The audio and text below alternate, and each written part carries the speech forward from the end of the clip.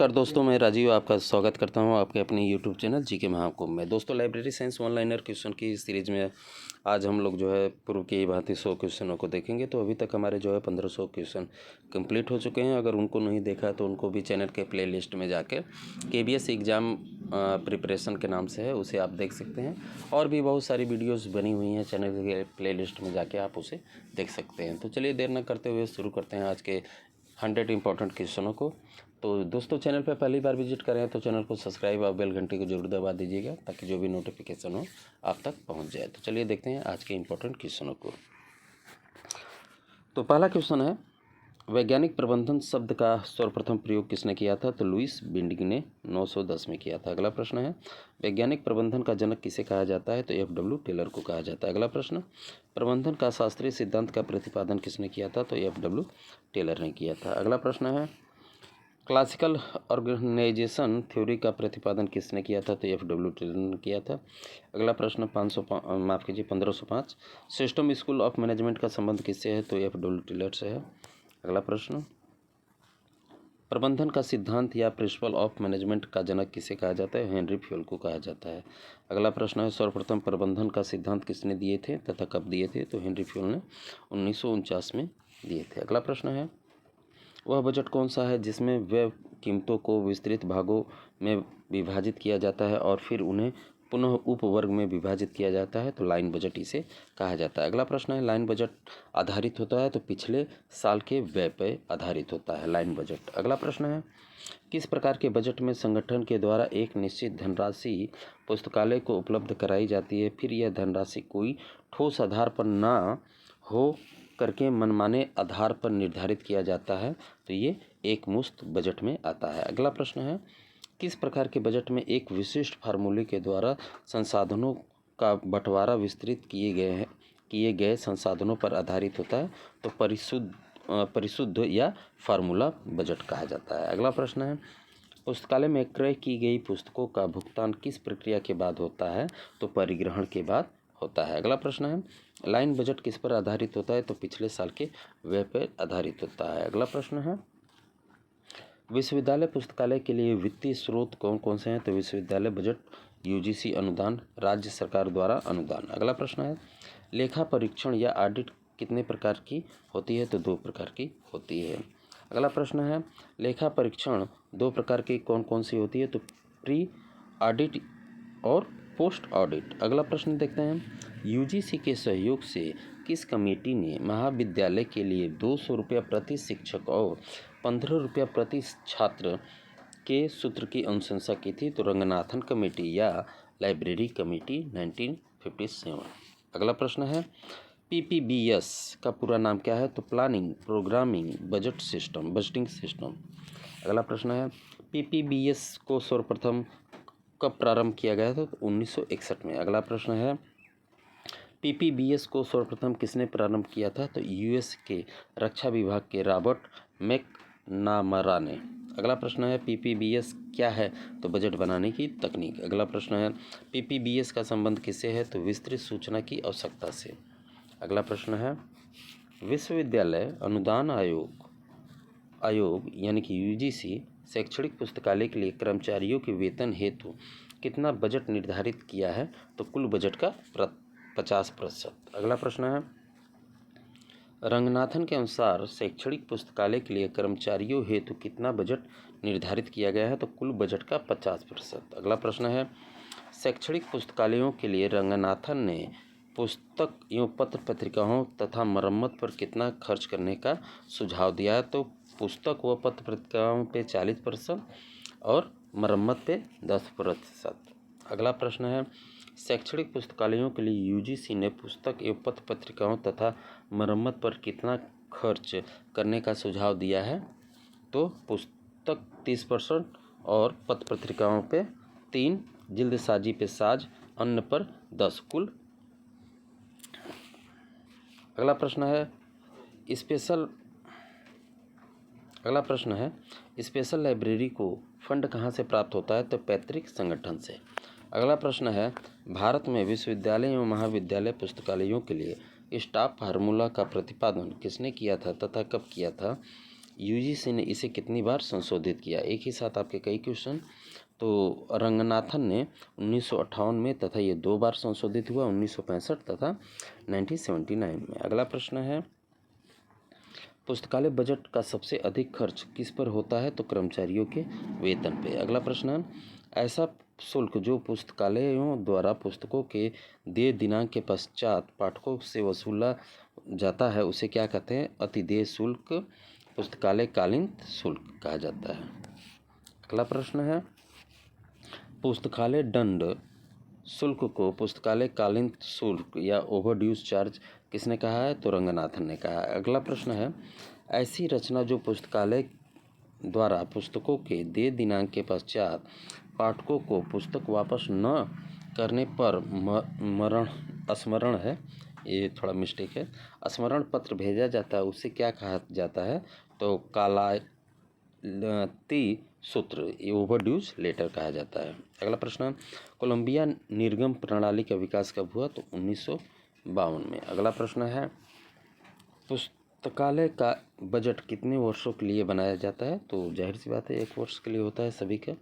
अगला प्रश्न है, पुस्तकालय का सबसे महत्वपूर्ण विभाग कौन सा होता है? तो अर्जन या अधिग्रहण विभाग। अगला प्रश्न है, पुस्तकों का चयन करना, अर्जन करना, परिग्रहण करना किस विभाग का कार्य है? तो अर्जन या अधिग्रहण विभाग का कार्य है। अगला प्रश्न है, पुस्तकालय में पुस्तकों की वृद्धि कौन से विभाग करता है? तो अर्जन या अधिग्रहण विभाग करता है। अगला प्रश्न है, पुस्तकालय के क्रय संबंधित प्रक्रिया को पूरा होने के बाद उसे किस विभाग में भेजा जाता है? तो तकनीकी विभाग में भेजा जाता है। अगला प्रश्न है, पुस्तकों को निधानी पर व्यवस्थापन से पहले वर्गीकरण तथा सूचीकरण का कार्य कौन करता है? तो तकनीकी विभाग करता है। अगला प्रश्न है, पुस्तकों का आदान प्रदान, पुस्तकों का आरक्षण, जुर्माना, शुल्क, विलंब वसूली आदि कार्य कौन सा विभाग करता है? तो परिसंचरण विभाग करता है। अगला प्रश्न है, पुस्तकालय में पाठक और पुस्तक के मध्य संपर्क स्थापित करने का कार्य कौन विभाग करता है? तो संदर्भ विभाग। अगला प्रश्न है, पुस्तकालय का हृदय किस विभाग को कहा जाता है? तो संदर्भ विभाग को। अगला प्रश्न है, पुस्तकालय में पत्र पत्रिकाओं एवं सामयिक प्रकाशनों की खरीद एवं व्यवस्था का कार्य कौन विभाग करता है? तो सामयिक विभाग करता है। अगला प्रश्न है, पत्रिकाओं की संख्या, पत्रिकाओं की सूची, पत्रिकाओं के लेखकों का सारांश, अनुक्रमणिका की संख्या इत्यादि का कार्य कौन सा विभाग करता है? तो सामयिक विभाग करता है या पीरियोडिकल सेक्शन करता है। अगला प्रश्न है, पुस्तकालय के किस विभाग ने दुर्लभ ग्रंथों, पांडुलिपियों का संग्रहण किया जाता है? तो हस्तलिखित ग्रंथों का विभाग। अगला प्रश्न है, पाठक की मांग के अनुसार फोटो कॉपी करने वाला विभाग कौन सा है? तो प्रतिलिपिकरण विभाग है। अगला प्रश्न है, पुस्तकालय में पाठ्य सामग्री के रखरखाव एवं संरक्षण का कार्य कौन सा विभाग करता है? तो अनुरक्षण विभाग या मेंटेनेंस विभाग करता है। अगला प्रश्न है, सर्वप्रथम संदर्भ सेवा की अवधारणा किसके द्वारा दी गई थी? तो सैमुअल स्वीट ग्रीन के द्वारा 1875 में दी गई थी। अगला प्रश्न है, पुस्तकालय की किस सेवा को प्रारंभ से अंत तक नहीं पढ़ाया जाता तथा यह सेवा तथ्यों पर आधारित होती है तथा इसकी रचना विशिष्ट जानकारी प्रदान करने के लिए की जाती है? संदर्भ। तो ये आंसर है संदर्भ सेवा। अगला प्रश्न है, संदर्भ सेवा के न्यूनतम, मध्यम और अधिकतम सिद्धांत का प्रतिपादन किसने किया है? तो सैमुअल रॉथस्टीन ने किया है। अगला प्रश्न है, तकनीकी विभाग के द्वारा कौन से 2 कार्य संपन्न किए जाते हैं? तो वर्गीकरण व सूचीकरण। अगला प्रश्न है, ग्रंथ संग्रह किस विभाग का कार्य है? तो अर्जन विभाग का कार्य है। अगला प्रश्न देखते हैं। अगला प्रश्न है, पुस्तकालय सामग्री को और अधिक खराब होने से बचाने के लिए किए जाने वाले भौतिक एवं रासायनिक उपचार को क्या कहते हैं? तो संरक्षण करना। अगला प्रश्न है, चार्जिंग ट्रे का स्टैंडर्ड साइज क्या होता है? तो लंबाई 12 इंच, चौड़ाई 7 इंच। अगला प्रश्न है, पुस्तकालय में पत्र पत्रिकाओं पत्रकों को रखने के लिए किसका उपयोग किया जाता है? तो चार्जिंग ट्रे का उपयोग किया जाता है। अगला प्रश्न है, पुस्तकालय में पत्रक की साइज क्या होती है? तो 12.5 गुणे 7.5 सेंटीमीटर अथवा 5.5 गुणे 3 इंच होती है। अगला प्रश्न है, पुस्तकालय पत्रक की मोटाई कितनी होती है? तो 0.25 होती है सेंटीमीटर। अगला प्रश्न है, यदि एक पुस्तकालय में 10,000 ग्रंथों की सेवा प्रदान करना चाहता है तो उसे उसके लिए कितने कैटलॉग की ज़रूरत पड़ेगी? तो 10 ट्रे की ज़रूरत पड़ेगी।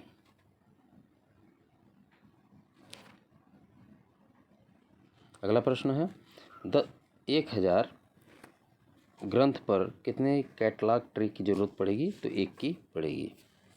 अगला प्रश्न है, फलक पर पुस्तकों की पंक्ति के अंत में पुस्तकों के सपोर्ट के लिए किसका प्रयोग किया जाता है ताकि पुस्तकें टेढ़ी मेढ़ी ना हो सके वह सीधी खड़ी रहे? तो बुक सपोर्ट का। अगला प्रश्न देखते हैं। अगला प्रश्न है, प्रवेश द्वार पर पाठक अपना सामान रखने के लिए किसका उपयोग करता है? तो सामग्री पटल व प्रॉपर्टी काउंटर। अगला प्रश्न है, अतिदेय शुल्क या ओवरड्यूज चार्ज संग्रह करने वाली मंजूषा को क्या कहा जाता है? तो कंसाइन बॉक्स कहा जाता है। अगला प्रश्न है, एक नए पुस्तकालय में 25,000 पुस्तकों के लिए कितने द्विमुखी निधानियों की आवश्यकता होती है? तो 25 से 30। अगला प्रश्न है, पिंजन हॉल रैक किस प्रकार की निधानी का प्रकार है? एक प्रकार है तो आवधिक प्रदर्शन रैक। अगला प्रश्न है, पुस्तकालय में आई हुई नई पुस्तक या उससे संबंधित आवरण के प्रदर्शन के लिए किसका उपयोग किया जाता है? तो प्रदर्शन पटल का। अगला प्रश्न, प्रदर्शन पटल यानी कि डिस्प्ले बोर्ड किस प्रकार का होना चाहिए? तो कबूतरनामा, झुकाव वाला, गोल घुमाने वाली। अगला प्रश्न है, पुस्तकालय का बजट किस वर्ष के लिए तैयार किया जाता है? तो ये आगामी वर्ष के लिए तैयार किया जाता है। अगला प्रश्न है, निधानियों के आवंटन हेतु कार्यकारी डाटा के रूप में पुस्तकालय के लिए लागत की मदों को कौन अपनाता है? तो पुस्तकालय बजट। अगला प्रश्न है, त्रिपत्रक प्रणाली के उपकरणों का आकार क्या होता है? तो 5 गुणे 3 इंच। अगला प्रश्न है, ब्राउनी निगम आगम पद्धति का विकास कब हुआ था? तो 1895 में। अगला प्रश्न है, ब्राउनी निगम आगम पद्धति का जन्मदाता किसे कहा जाता है? तो नीना ई ब्राउन को कहा जाता है। अगला प्रश्न है, नीना ई ब्राउन किस पुस्तकालय की लाइब्रेरियन थी तथा किसकी असिस्टेंट लाइब्रेरियन थी? तो ये बोस्टन पुस्तकालय की लाइब्रेरियन व कोलंबिया पुस्तकालय की असिस्टेंट लाइब्रेरियन थी। अगला प्रश्न है, ब्राउनी निगम आगम पद्धति का निर्माण किस देश में हुआ? तो यूएसए में हुआ था। अगला प्रश्न है, ब्राउनी निगम आगम पद्धति का प्रयोग किसके लिए किया जाता है? तो ये पुस्तकालय में पुस्तक उधार देने के लिए। अगला प्रश्न है,